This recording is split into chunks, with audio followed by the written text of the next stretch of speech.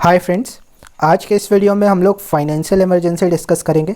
Financial emergency provision constitution के article 360 में लिखा गया है। पार्ट 18 आर्टिकल 360 में ये फाइनेंशियल इमरजेंसी का डिस्कशन है, ये याद रखिएगा। पार्ट 18 पूरा इमरजेंसी प्रोविज़न को डिस्कस करता है और आर्टिकल 360 में ये फाइनेंशियल इमरजेंसी दिया गया है। आज के इस वीडियो में हम लोग समझेंगे व्हाट इज़ फाइनेंशियल इमरजेंसी, दबे जुबान में इंडिया में इसको लागू करने के लिए क्यों बात चल रही है और गवर्नमेंट ने क्यों इसको खारिज कर दिया कि गवर्नमेंट का कोई प्लान नहीं है फाइनेंशियल इमरजेंसी लाने का। आपको पता होगा कि कोरोना वायरस की वजह से इंडिया में इकोनॉमिक कंडीशन और भी ख़राब हो चुके हैं। हमारा देश पहले से ही इकोनॉमिक स्लोडाउन में था। अब कोरोना वायरस और लॉकडाउन की वजह से काफ़ी इकोनॉमिक एक्टिविटीज़ ठप हैं, काम नहीं हो रहे हैं, इकोनॉमी बढ़ नहीं रही है और जीडीपी घटने वाला है हमारा। तो ये सब को मद्देनज़र रखते हुए फाइनेंशियल इमरजेंसी का डिस्कशन काफ़ी इंपॉर्टेंट हो जाता है।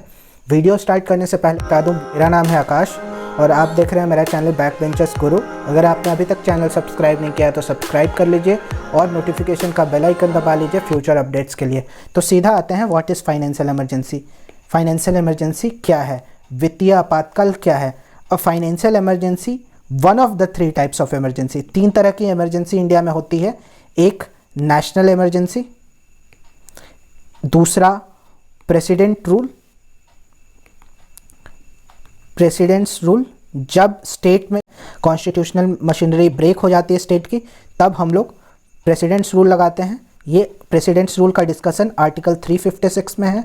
नेशनल इमरजेंसी का डिस्कशन आर्टिकल 352 में है, ये ध्यान रखिएगा एग्जाम्स पर्पस के लिए, ठीक है। और फाइनेंशियल इमरजेंसी तीसरा इमरजेंसी प्रोविज़न है जो कि आर्टिकल 360 है, फाइनेंशियल इमरजेंसी। अब आते हैं कि किस ग्राउंड्स पे फाइनेंशियल इमरजेंसी को लागू किया जाता है, ठीक है। आज तक कभी भी फाइनेंशियल इमरजेंसी इंडिया में लागू नहीं किया गया है।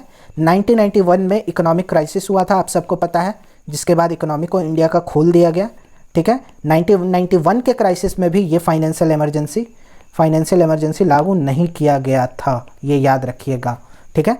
और आर्टिकल 360 मैंने बता दिया, empowers president to invoke financial emergency.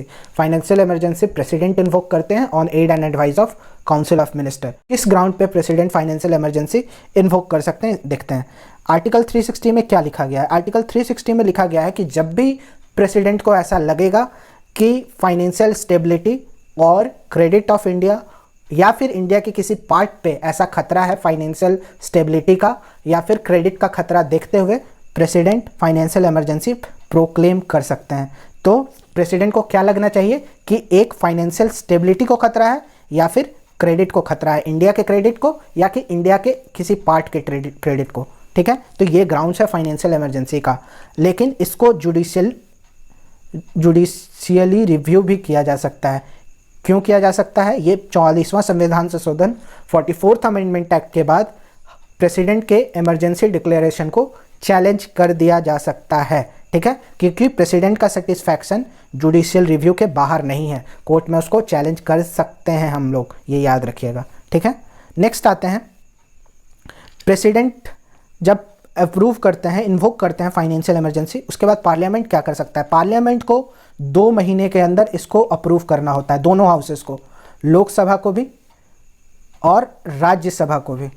Rajya Sabha और लोकसभा दोनों को 2 महीने के अंदर within 2 months from the date of issue इसको अप्रूव करना होता है, ठीक है। हाँ, ऐसा भी हो सकता है कि लोकसभा उस टाइम ना हो, लोकसभा डिसॉल्व हो गई हो। अगर लोकसभा डिसॉल्व है तो न्यू लोकसभा जब भी नई लोकसभा मिलेगी उसके पहले सिटिंग के 30 दिन के अंदर इसके रिकॉन्स्टिट्यूशन के बाद उसको अप्रूव करना होता है, ठीक है। राज्यसभा तो डिसॉल्व नहीं होगी, राज्यसभा तो परमानेंट हाउस है, तो राज्यसभा अगर अप्रूव कर दी होती है तो नई लोकसभा को मिलने के 30 दिन के अंदर इसको अप्रूव करना होता है, अगर 2 महीने के पीरियड के दौरान इसको अप्रूव ना किया गया हो लोकसभा के दौरान। नेक्स्ट आते हैं, दोनों हाउस के अप्रूवल के बाद फाइनेंशियल इमरजेंसी को इंडेफिनिट टाइम के लिए इसको कंटिन्यू किया जा सकता है, दोनों हाउस के अप्रूवल के बाद। इसका कोई मैक्सिमम पीरियड नहीं है, ठीक है, इसका कोई मैक्सिमम पीरियड नहीं है कि इतने दिन तक ही रहेगा। जब तक प्रेसिडेंट इसको रिवोक ना कर दें तब तक ये फाइनेंशियल इमरजेंसी कंटिन्यू करेगा और इसके लिए बार बार पार्लियामेंट के अप्रूवल की भी ज़रूरत नहीं पड़ती है, ठीक है। इसके कंटिन्यूएशन के लिए ये पॉइंट ध्यान में रखिएगा, इसके कंटिन्यूएशन के लिए इसके पार्लियामेंट के अप्रूवल की भी ज़रूरत नहीं पड़ती है और किसी भी हाउस से इसको पास कराने के लिए सिंपल मेजॉरिटी की ज़रूरत होती है, ठीक है। और इसको रिवोक कब किया जा सकता है, इसको ख़त्म कब किया जा सकता है, जब भी प्रेसिडेंट इसको चाहें। प्रेसिडेंट को ऐसा लगे कि इसको रिवोक करना है तो इसको रिवोक कर सकते हैं, फिर से प्रोक्लेम करके, रिवोकेशन प्रोक्लेम करके प्रेसिडेंट इसको रिवोक कर सकते हैं, ठीक है। इसको रिवोक करने के लिए पार्लियामेंट की अप्रूवल नहीं लगती है, पार्लियामेंट की अप्रूवल नेसेसरी नहीं होती है, प्रेसिडेंट इसको रिवोक कर सकते हैं। अब इसका इफेक्ट क्या होता है देखते हैं। इसमें सेंटर की अथॉरिटी काफ़ी बढ़ जाती है, एग्जीक्यूटिव पावर सेंटर की काफ़ी बढ़ जाती है, खास करके फाइनेंशियल मैटर्स में। फाइनेंशियल मैटर्स में, वित्तीय मामले में स्टेट की पावर कम हो जाती है और सेंट्रल गवर्नमेंट की पावर बढ़ जाती है, ठीक है। कोई भी एक्शन लेने के लिए सेंटर स्टेट को बोल सकते हैं, ठीक है। सेंट्रल गवर्नमेंट किसी भी स्टेट को एक्शन लेने के लिए, फाइनेंशियल एक्शन लेने के लिए बोल सकती है, और रिडक्शन ऑफ सैलरीज के लिए भी बोल सकती है, अलाउंस के रिडक्शन के लिए भी बोल सकती है। अगर कोई भी गवर्नमेंट, स्टेट गवर्नमेंट का एम्प्लॉय कोई भी क्लास में काम कर रहा है, उसके सैलरी रिडक्शन या फिर अलाउंस रिडक्शन के लिए बोल सकती है, ठीक है। अब आते हैं, जो भी मनी बिल और फाइनेंशियल बिल स्टेट गवर्नमेंट पास कराएगी उसको प्रेसिडेंट का कंसिडरेशन मिलना चाहिए, तभी वो पास करेगा। अगर राज्य सरकार ने उसको अपने विधानसभा से पास भी कर दिया, स्टेट लेजिस्लेचर से पास भी कर दिया गया है, तो वो प्रेसिडेंट के कंसिडरेशन में आएगा, तभी वो पास होगा, ठीक है।